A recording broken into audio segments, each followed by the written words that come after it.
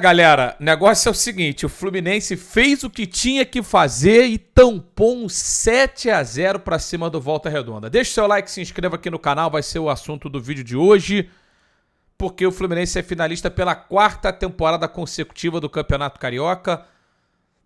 Se a gente for analisar as forças do futebol carioca hoje, trata-se de uma classificação até previsível, mas da maneira que foi, tem que ser destacada nesse vídeo por aqui, da maneira que o Fluminense jogou, o apetite que o time teve desde o início, é algo que a gente raramente vê no futebol brasileiro. E essa é uma marca do trabalho do técnico Fernando Diniz.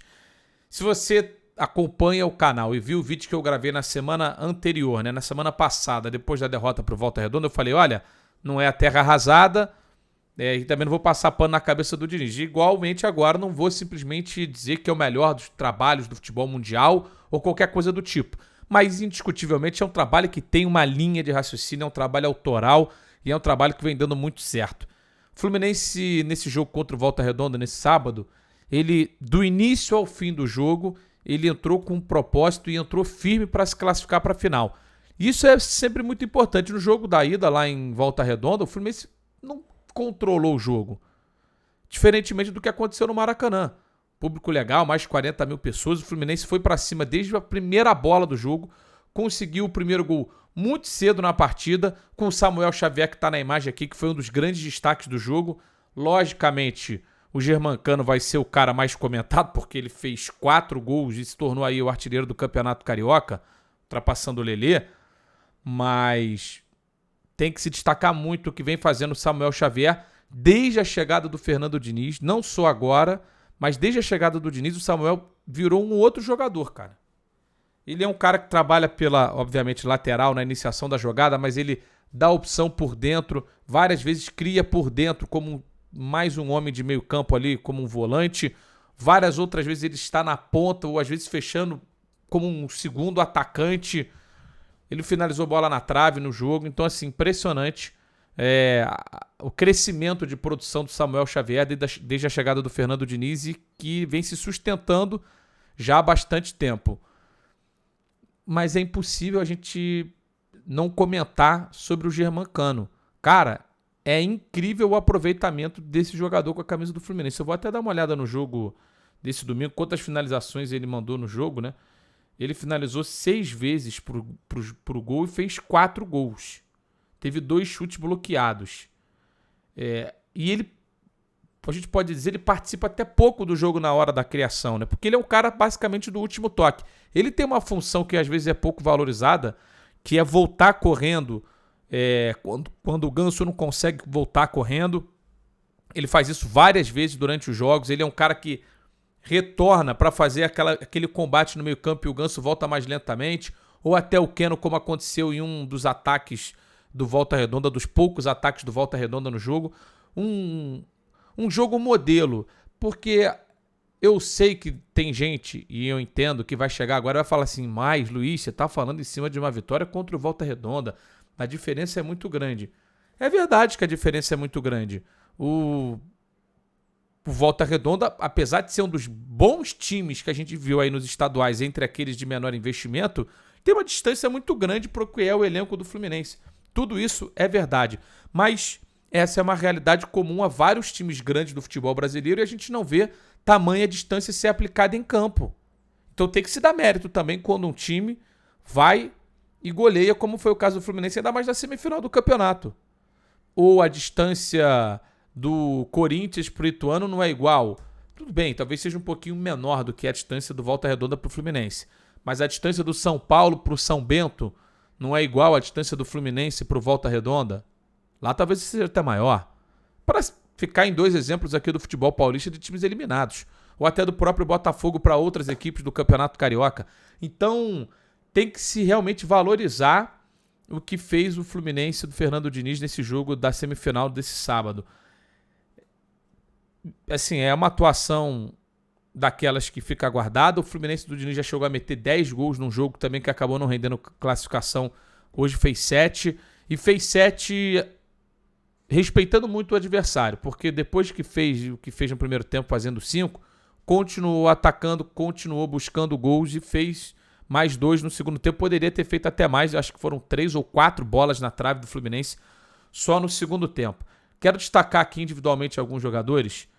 O Martinelli, não só pelo gol que ele fez, mas assim, porque é uma posição, uma função no Fluminense que exige muito do ponto de vista físico, porque tem um jogador como o Ganso que não contribui tanto na fase defensiva, mas que também requer e dá espaço para que outros meias passem.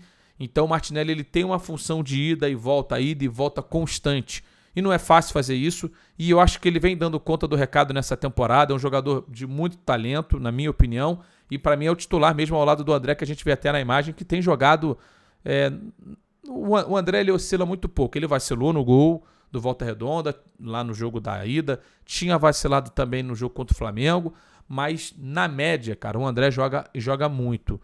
Então, o Fluminense, que eu já tinha dito depois do último vídeo, que precisava encaixar algumas coisas, encaixou logo no primeiro gol, um ponto que eu acho fundamental para você ter o Keno na melhor das condições dele, que é ele ficar bem aberto pela ponta esquerda e receber uma bola para fazer a jogada individual. No lance do primeiro gol é o Nino que busca um lançamento e que deixa o Keno basicamente no 1 contra 1, e ele no 1 contra 1 é muito efetivo. Deu também assistência por último gol do Cano. É o tipo de jogada que o Fluminense tem que fazer mais vezes para que o Keno possa estar mais próximo do seu melhor com a camisa do Fluminense, algo que ainda não aconteceu. É provável que esse tenha sido o melhor jogo dele com a camisa do Fluminense, mas eu acho que é algo que o Diniz tem que trabalhar, e que não era um mecanismo tão simples, ou que não é um mecanismo tão simples, porque o time não estava acostumado a ter que isolar um jogador para que ele ficasse no mano a mano. O Fluminense joga muito agrupado. E o Fluminense chegar à final, com toda a realidade atual do clube e até dos adversários, era uma obrigação. Lógico, se tivesse um clássico, a obrigação seria menor, dependendo até do adversário que fosse na semifinal, a obrigação seria menor, mas contra o Volta Redonda, o Fluminense tinha toda a responsabilidade e não sentiu o peso dessa responsabilidade, fez um jogo muito seguro. O Fábio acho que fez uma defesa mais difícil no chute, já no primeiro tempo estava 4-0, 4 ou 5, 4, né, porque o Quinto saiu na última bola no primeiro tempo. Então é daquelas atuações de gala. Quem levou criança, filho, sobrinho, sobrinha, filha, enfim, ao Maracanã, é daqueles jogos legais você levar a família, porque é um jogo de domínio completo do início ao fim, que deixa o torcedor muito feliz. E hoje tem poucas coisas de ruim para se falar. Tentando olhar aqui o copo menos vazio ou mais vazio, né? Tentando olhar pontos a serem trabalhados. No segundo tempo, cara, o Fluminense estava ganhando de 6. Quando começou ali uma situação que o Cano tomou um cartão amarelo, aí o Ganso ficou brabo também. O Cano tomou um cartão amarelo de bobeira, acho que ele nem deveria ter tomado o cartão, tá? Por mais que ele tenha ficado ali na frente, o cara deu uma bicanca no joelho dele. Mas aí o Ganso ficou descontrolado. Descontrolado só aparentemente, porque ele foi correndo igual um louco para marcar, e na hora que parecia que ele ia dar uma porrada, ele tirou o pé. Então ele estava controlado. Mas assim, não precisa o Fluminense entrar nessa pilha quando está vencendo um jogo de 6-0, de 5-0, ou quando tem que realmente segurar os nervos, porque vai ter situações na temporada em que os nervos serão exigidos. Não foi o caso do jogo. O Alexander, que eu ainda vejo em processo de evolução, porque tem lógico, um talento cru ainda, e tem um espaço para chegar no teto dele. Hoje fez um jogo ok, fez um gol importante, mas é também um ponto de atenção ao time do Fluminense. Lógico que hoje, com o time sendo pouco exigido defensivamente, também o David Braz não foi sobrecarregado, mas é o que tem o Fluminense para apresentar nesse momento. Cara, jogo muito bom, bonito de ver. O Fluminense fazendo o que sabe fazer de melhor, achar os espaços, cara, é gostoso de ver. E elogiar também aqui, ele não fez gol, mas buscou o tempo inteiro, ficou brabo porque a bola não chegou para ele fazer um gol, o John Arias. Eu sou muito fã desse jogador, convocado para a seleção da Colômbia. Ele, ao mesmo tempo que ele estava querendo fazer o gol dele, a bola não chegava para ele fazer o gol, que é uma doideira, porque ele estava ali participando, estava louco para fazer o gol.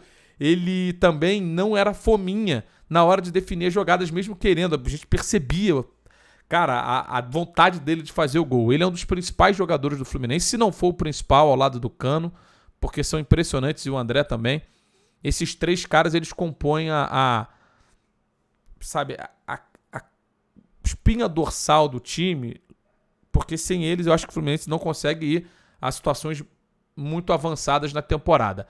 Jogo próximo do perfeito, classificação para a final esperada, o Fluminense vai aguardar o seu adversário para a decisão do Campeonato Carioca, vai chegar, eu acho que independentemente do adversário, com um ligeiro favoritismo, mesmo se passar o Flamengo, pela maturidade do trabalho do Fluminense, eu acho que o Fluminense, vamos esperar a outra semifinal para cravar isso, mas pela maneira de jogar, como eu falei, pelo tempo de trabalho do Diniz e as individualidades também, acho que o Fluminense ele pode chegar com um pouquinho de favoritismo, sim, independentemente do adversário. Grande jogo, e exaltar novamente aqui o que vem fazendo o Fernando Diniz. Eu falei no vídeo da derrota e falo no vídeo agora da vitória. Tem gente que não gosta. Eu não consigo entender muito quem não gosta. Talvez pela personalidade dele ou qualquer coisa que seja. Mas é notório que ele vai para o campo, ele trabalha e o time executa muito das ideias dele. E isso é muito legal de ver no futebol brasileiro, que às vezes acaba sendo um deserto de ideias. Parabéns ao Fluminense por mais uma classificação à final. Vai ser a 4ª final consecutiva do Fluminense. Vai tentar um bicampeonato que não vem desde os anos 80, quando até foi tricampeão. Então é muito importante para o Fluminense ser campeão desse campeonato carioca e continuar nessa trilha aí do trabalho do Fernando Diniz. E brevemente, que a gente muitas vezes fica falando, o Fernando Diniz precisa conquistar o título, É verdade, mas conquistando ou não, a minha visão do que é a ideia dele de jogo, que eu sempre acreditei, e não estou falando disso agora, quem me acompanha há bastante tempo sabe disso, a ideia dele de jogo é boa. Esse que é o grande ponto. E quando bem executada, como foi no jogo desse sábado, é muito prazeroso de ver jogar, tá? Você que ficou comigo aqui nesse vídeo, obrigado, deixe seu like, se inscreve aqui no canal, fica de olho, a gente está bem perto de bater os 100 mil inscritos. Se tiver gostado do conteúdo, pode pegar aqui e compartilhar nos grupos, fechou? E a gente está junto, fique de olho nos canais para novos vídeos. Um abraço a todos e até a próxima. Tchau!